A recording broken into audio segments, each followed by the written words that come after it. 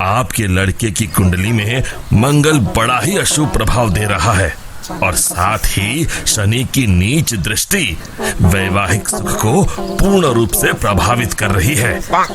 अब क्या बोलूं, ये कुंडली तो दुर्योगों से भरी पड़ी है। इस वक्त इसका विवाह ना ही करें तो बेहतर होगा।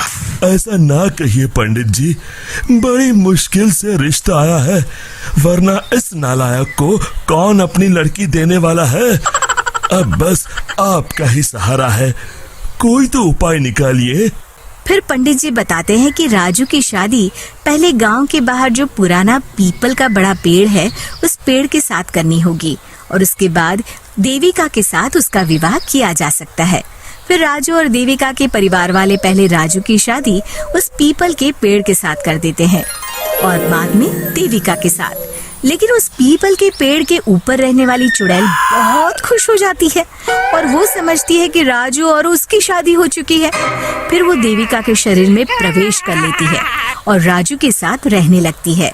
फिर एक दिन राजू की माँ उसे ताना मारती हुए कहती है, अरे निखट्टू, कब तक घर में बैठा मुफ्त की रोटियां तोड़ेगा?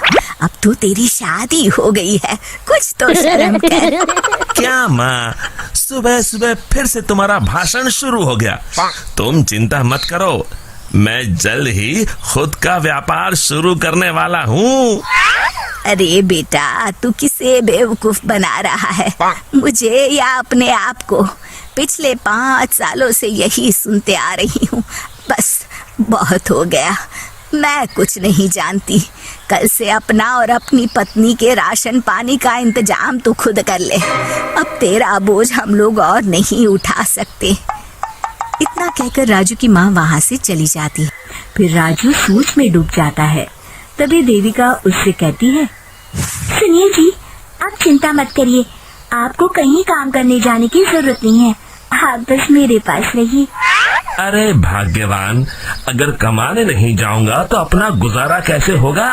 तुमने सुना नहीं माँ क्या कह के गई है?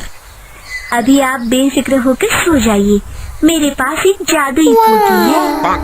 फिर देविका उसे एक लाल रंग की पोटली दिखाती है। आपको जितने पैसे चाहिए उतने ही पैसे इस पोटली में हर सुबह आपको मिल जाया करेंगे। बस ये राज हम दोनों के बीच रहना चाहिए। राजू अपनी पत्नी की बात सुनकर बड़ा खुश हो जाता है और आराम से सो जाता है। फिर अगली सुबह जब राजू की आंख खुलती है, वो ये देखकर हैरान हो जाता है कि उस पोटली में सच में पैसे हैं। फिर यही रोज की बात हो जाती है। अब राजू सारा दिन मजे से घर में आराम करता। एक दिन राजू देविका से कहता है, अरे वाह, हमारे पास अब किसी चीज की कमी नहीं है। बस एक बार ये जादू की पोटली हमें इतने पैसे दे दे कि हम अपने इस पुराने और छोटे घर को तुड़वाकर एक नया मकान बनवा लें। तभी देविका राजू से कहती है, आप चिंता मत करिए जी, मुझे पूरा यकीन है कल ये जादू की पोटली आपको इतने पैसे जरूर दे देगी कि आप एक नया मकान बनवा सके। फिर अगली सुबह जब राजू नींद से जागने पर देखता है कि वो जादुई पोटली बहुत सारे रुपयों से भरी है। अब तो राजू की खुशी का ठिकाना नहीं था। वो अपना नया घर बनवाने की तैयारी में जुट जाता है। फिर अगले दिन राजू गांव के सेठ धनीराम की दुकान पर घर बनाने के लिए लोहा और बजरी खरीदने पहुंच जाता है। और फिर सारा सामान खरीदने के बाद राजू सेठ धनीराम को नोटों का एक बंडल देता है। धनीराम तुरंत अपने नोटों के बंडल को पहचान लेता है और राजू से कहता है, अरे ये तो मेरे ही पैसे हैं जो कल रात मेरे घर से चोरी हो गए थे। राजू धनीराम की चोरी वाली बात सुनकर हक्का बक्का रह जाता है। वाह भाई, तू तो कमाल का चोर निकला। मेरे पैसों से मेरी ही दुकान पर सामान खरीदने आया है। देख, मैं तुझे माफ कर दूंगा। चुपचाप मेरे सारे पैसे लौटा दे, वरना मुझे दूसरा रास्ता अपनाना पड़ेगा।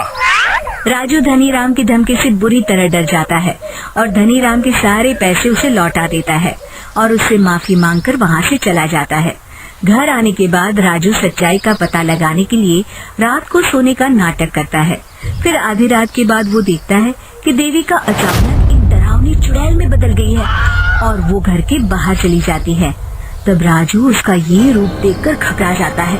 वो समझ जाता है कि उसकी पत्नी के अंदर एक चुड़ैल का वास है।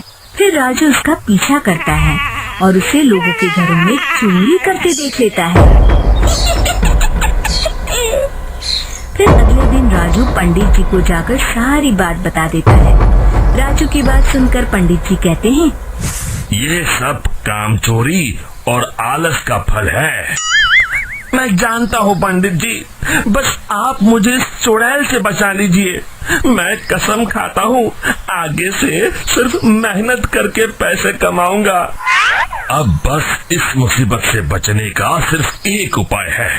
बस जैसा मैं कहता हूँ वैसा ही करो। तुम अभी जाकर वो पोटली मुझे लाकर दे दो। फिर राजू भागकर घर से वो पोटली लाकर पंडित जी को दे देता है। दोनों उसी पुराने पीपल के पेड़ के पास जाते हैं और पंडित जी उस पोटली को पेड़ से बांधकर वहाँ हवन चालू कर देते हैं। दूसरी तरफ देविका के शरीर में रह रही चुड़ैल छटपटाने लगती है और देखते ही देखते वो हवन कुंड के सामने खड़ी हो जाती है और देविका के शरीर से बाहर आ जाती है। फिर पंडित जी से कहती है, मैं इतनी आसानी से राजू का पीछा नहीं छोड़ने वाली। मैं तुझे आखिरी मौका दे रहा हूँ। इस लड़की के शरीर को छोड़कर चली जा। मेरी बात मान ले चुड़ैल, वरना मैं तुझे जलाकर राख कर दूंगा। तू मुझे नहीं जानता पंडित, इसलिए तू इतनी बड़ी बड़ी बातें कर रहा है। लगता है आज तेरा आखिरी दिन है। तो तू नहीं मानेगी तो ठीक है, अब मजा देख। और फिर पंडित जी जोर जोर से मंत्र पढ़ना शुरू कर देते हैं। हवन कुंड की अग्नि देखते ही देखते बहुत बड़ा रूप धारण कर लेती है। चुड़ैल उस पोटली के अंदर कैद हो जाती है। अरे अरे ये कैसे हो गया? अरे मुझे छोड़ दे पंडित, मैं तो मजाक कर रही थी। फिर पंडित जी उस पोटली को उठाकर हवन कुंड में डाल देते हैं। फिर उस पोटली के साथ चुड़ैल जलकर राख हो जाती है। शिक्षा, लालच और मुसीबत एक ही सिक्के के दो पहलू हैं। इससे दूर ही रहने में हमारी भलाई है।